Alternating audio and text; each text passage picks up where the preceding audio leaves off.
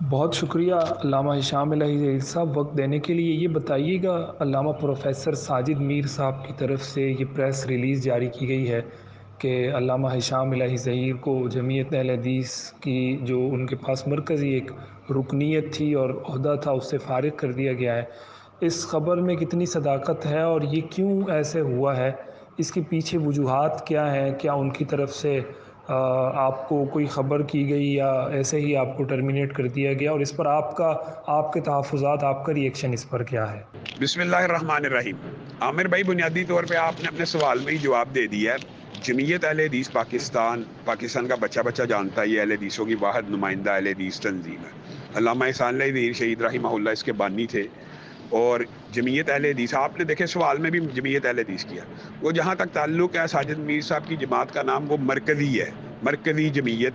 تو جیسے میرے مولانا فضل الرحمان صاحب سے اچھے تعلقات ہیں، ساری دینی سیاسی جماعتوں کے ساتھ اچھے تعلقات ہیں، میرے اپنے مسلک کے رہنماؤں کے ساتھ بھی اچھے تعلقات ہیں، تو اعزازی طور کے اوپر ان کا جو عہدہ تھا اس کی ٹرمینیشن سے میری ذات کو کوئی فرق نہیں۔ اللہ کے فضل و کرم سے میں جمعیت اہل حدیث پاکستان کا جو علامہ شہید رحمہ اللہ کی جماعت ہے اور اہل حدیثوں کی واحد نمائندہ جماعت ہے، ملک بھر کے اندر ہر بندہ پوری دنیا میں جانتا ہے کہ اصل جماعت کس کی، عوام کس کے ساتھ ہے، تو اس کا میں پریزیڈنٹ ہوں۔ تو آپ یہ دیکھ لیں گے آنے والے دنوں میں جو انہوں نے فیصلہ کیا یا پریشر ڈالنے کی کوشش کی یا گستاخوں کی سہولت کاری کرنے کی کوشش کی ہے، تو اس کا جو امپیکٹ ہے، ایفیکٹ ہے، ان کو اس حوالے سے عوام کو خود جواب دہ ہونا پڑے گا۔ ہم یہ سمجھتے ہیں کہ جیسے رانا ثناء اللہ کے حلقے میں ہم نے احتجاج کیا تو رانا ثناء اللہ صاحب کی ایک کال کے اوپر وہ ڈھیر ہو گئے۔ اچھا جی، یہ بتائیے گا کہ یہ بھی اس طرح کی بھی ایک ویڈیو آپ کی سوشل میڈیا پر سامنے آئی ہے کہ آپ نے کوئی اور جماعت شاید بنا دی ہے، اور لوگوں کے دماغ میں یہ بات آ رہی ہے کہ علامہ ہشام الہی ظہیر نے کوئی نئی جماعت کھڑی کر دی ہے، جمعیت اہل حدیث پاکستان کے نام سے یا کچھ اس طرح کر کے۔ اس حوالے سے بھی رہنمائی کیجیے گا، کیا کوئی نئی جماعت آپ نے کھڑی کی ہے؟ تحریک دفاع اسلام قرآن و سنت موومنٹ تو پہلے ہی آپ کی وہ تنظیمیں تھیں جس کے آپ سربراہ ہیں۔ اس کے علاوہ بھی اگر کوئی جماعت ہے جس کی سرپرستی آپ کے پاس ہے یا جس کی سربراہی آپ کے پاس ہے، وہ کون سی جماعت ہے؟ اور کیا اس کے بعد آپ دوبارہ جو علامہ ہشام الہی ظہیر صاحب ہیں، کیا وہ دوبارہ پروفیسر ساجد میر اور ان کی جماعت سے تعلق رکھنے کے خواہش مند ہیں یا نہیں ہیں؟ اس حوالے سے آپ کیا موقف رکھتے ہیں؟ یہ جو تاثر ہے یہ 100% جھوٹ کے اوپر مبنی ظاہر ہے۔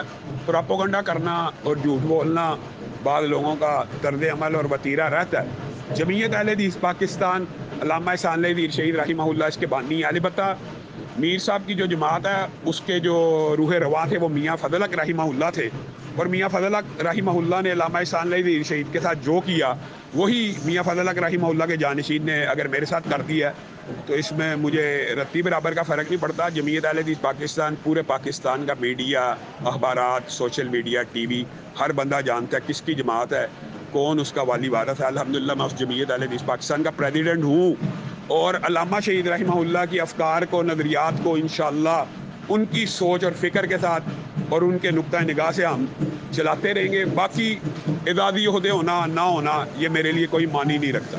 علامہ صاحب، یہ بتائیے گا کہ یہ بات بڑی زیادہ کہی جا رہی ہے، ہم نے ٹویٹر پر بھی دیکھا، باقی سوشل میڈیا پر بھی، کہ انجینئر محمد علی مرزا والے معاملے کے حوالے سے شاید یہ معاملہ، یہ نوبت یہاں تک پہنچی کہ آپ کے نام کے ساتھ یہ بات لگائی گئی کہ ان کو ہم نے جماعت سے نکال دیا گیا ہے۔ کیا اس جماعت کے اندر ایسے لوگ موجود تھے جو انجینئر محمد علی مرزا کی پشت پناہی کرنا چاہ رہے تھے یا اس کے ساتھ شامل تھے، یا آپ کو اس کام سے روکنا چاہ رہے تھے جو آپ کا ایک ٹرینڈ، ایک پورا جو آپ نے سلسلہ انجینئر کے خلاف کھڑا کیا ہوا ہے؟ اس حوالے سے حقیقت کیا ہے، صورتحال ذرا یہ بھی بتائیے گا۔ جی عامر بھائی، بنیادی طور کے اوپر یہ میں بات کہنا چاہتا ہوں کہ مرکزیہ میاں فضل حق گروپ کے ساتھ میرے اچھے تعلقات تھے، میں ان کا الائی کہہ لیں، لیکن ان کی ساری محبتیں ظاہر ہے آپ کو پتہ ہے نون لیگ کے ساتھ ہے۔ اللہ کے فضل و کرم سے آپ کے سامنے میں نے 4 سال 5 سال عمران خان کی اپوزیشن کی ہے، لیکن اس کا مطلب یہ نہیں کہ کبھی نون لیگ کے کسی بندے نے غلط بیان دیا تو ہم نے اس کی حمایت کی ہو۔ ہاں، یہ بات تو ثابت ہو گئی ہے کہ رانا ثناء اللہ صاحب کے حلقے میں جو احتجاج تھا وہ رانا ثناء اللہ صاحب کو ہضم نہیں ہوا۔ اس وقت انہوں نے وعدہ کیا کہ ہم گرفتار کرتے ہیں، اور فی الفور ہمارے سے روابط ہوئے کہ آپ یہاں پہ پروگرام نہ کریں. بڑا زیادہ پریشر ڈالا گیا کہ وزیر داخلہ کے حلقے میں آپ کیسے گھس رہے ہیں. ہزاروں لوگ معاویہ آدم طارق دیوبندی بریلوی اہل حدیثوں کا ایک جمع غفیر تھا, وہاں پہ میں نے وعدہ لیا کہ رانا ثناء اللہ صاحب کو ووٹ نہیں ڈلے گا. تو انہوں نے ایک فون کال کر لی بنیادی طور پہ. تو میاں فضل حق رحمہ اللہ کے جانشینوں نے یہ ثابت کر دیا کہ ان کا اتحاد دین اور اسلام اور دفاع صحابہ کے ساتھ نہیں ہے, نون لیگ کے ساتھ ہے. یہ بات تو اب اظہر من الشمس ہو گئی ہے. لیکن ہم دیگر اہل حدیث رہنماؤں کے ساتھ جیسے میرا رابطہ ہے, ان کے ساتھ بھی میرا رابطہ رہا ہے.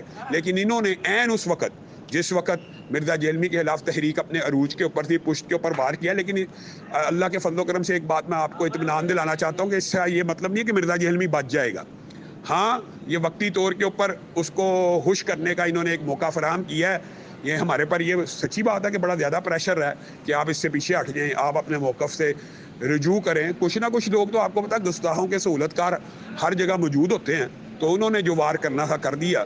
لیکن اللہ کے فضل و کرم سے میں یہ سمجھتا ہوں اس کا ایک بہت بڑا ایڈوانٹیج اور فائدہ ہوا کہ جس طرح علامہ شہید رحمہ اللہ نے میاں فضل حق کے فیصلے کے بعد یکسو ہو کے پوری دنیا میں جمعیت اہل حدیث پاکستان کو منوایا, تو اللہ تعالیٰ نے اگر وہ موقع دوبارہ مجھے دیا ہے تو ان کے جانشینوں نے اگر مجھے جماعت سے اس طرح حالانکہ اتحادی علائی اور اعزازی عہدے کے حساب سے بات چیت کی ہے, تو اللہ کے فضل و کرم سے والد صاحب کی جماعت موجود ہے. جمعیت اہل حدیث پاکستان کا میں پریزیڈنٹ ہوں. پورے دنیا میں پاکستان میں اس کی قوت اور طاقت پہلے بھی مانی جا چکی ہے. آپ عوام سے کسی سے پوچھ لیں کہ وہ یہ میاں فضل حق گروپ کے بارے میں کیا ذہن رکھتے ہیں. لوگ ان کو تانے دیتے ہیں کہ آپ ایک سیٹ کی خاطر ایک خاص پارٹی کی طرف ٹلٹ رکھتے ہیں. اگرچہ سیاسی نقطہ نظر ہمارا ایک رہا تو اس کی وجہ سے محبتیں اور قربتیں بھی ہو گئی, لیکن یہ جو انہوں نے عمل کیا ہے ظاہر ہے اب جمعیت اہل حدیث پاکستان ہی اہل حدیثوں کا واحد نمائندہ پلیٹ فارم ہوگا, اور اسی کے اوپر انشاءاللہ سیاست ہوگی اور اسی کے ذریعے عوام کو موٹیویٹ کیا جائے گا.